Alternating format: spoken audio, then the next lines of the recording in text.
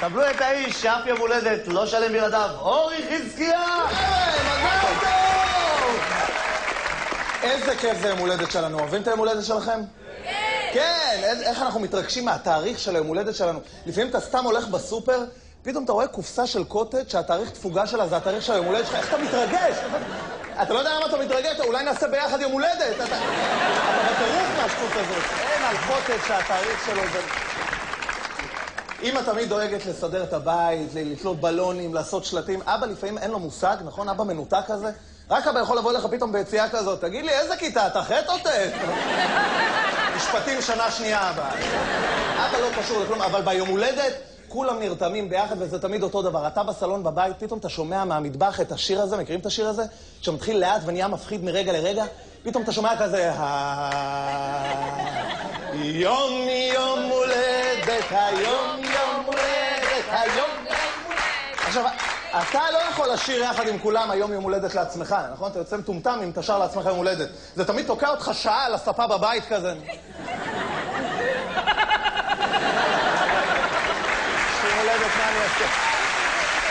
השירים האלה הם לא נגמרים.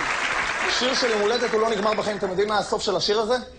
אין לו סוף. פשוט בסוף אתה קולט כבר 4 שעות שר אותו, אז אתה מסיים אותו לאט פתאום, נכון? בסוף זה כזה, היום יום הולדת ליונתן. זה כל השירים זה ככה. זה כל השירים. הופ, הופ, טרללה, גדלתי בשנה. הופ, הופ, טרללה, גדלתי בשנה.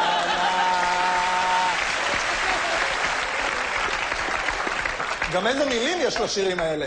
יום הולדת, חגיגה, נחמדת. בוא נודה שהנחמדת זה בשביל החרוס של ההולדת. בסדר, אנחנו לא מטומטמים. מי אומר נחמדת, כאילו? אחי, איך היה אתמול במסיבה נחמדת, חבל על הזמן?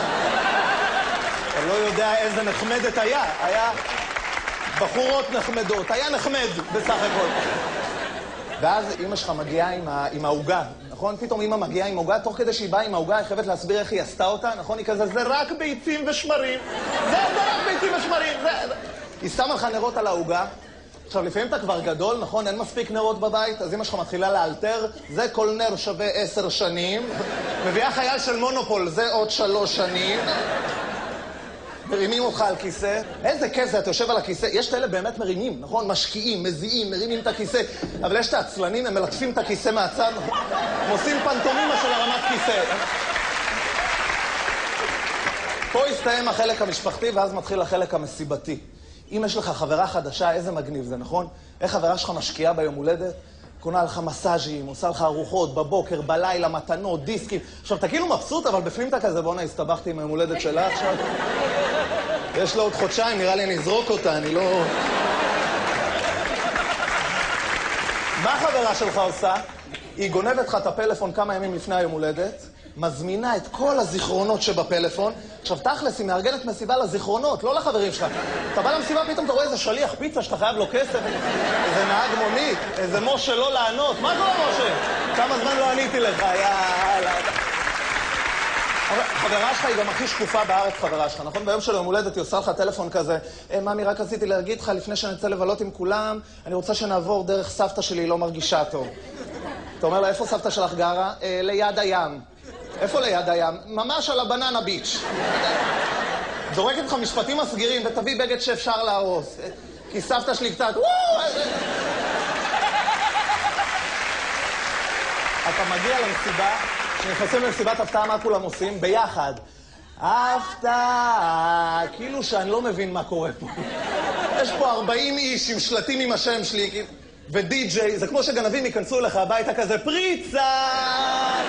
שברנו כדרת, שברנו כדרת, תודה רבה. יום הולדת, חגיגה נחמדת, מה נעימו במשחק,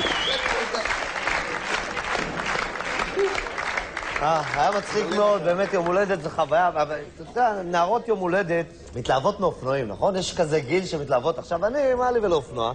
אבל ידעתי שזה עובד, אז מה עשיתי? קניתי רק קסדה.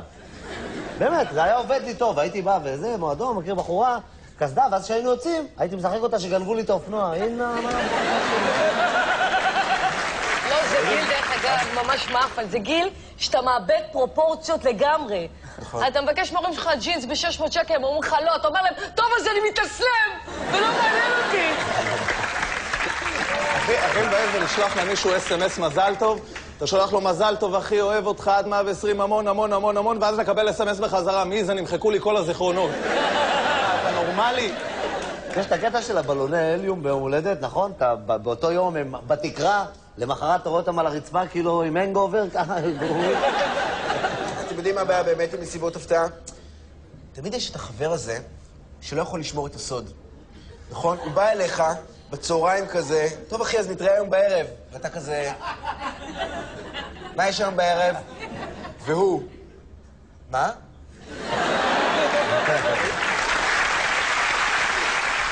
היום באמת שולחים אס.אם.אסים בימי הולדת, אבל לא כולם מסתדרים בטכנולוגיה. לימדתי את אמא שלי, אז היא באמת שלחה לדודה שלי, כתבה לה דודה חנה, מזל טוב, ושלחה לה את הטלפון בדואר.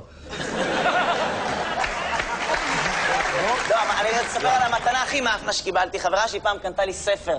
מה זה מאפן? אמרה לי, אל תדאג, ממי, יש פתק החלפה. החלפתי את החברה.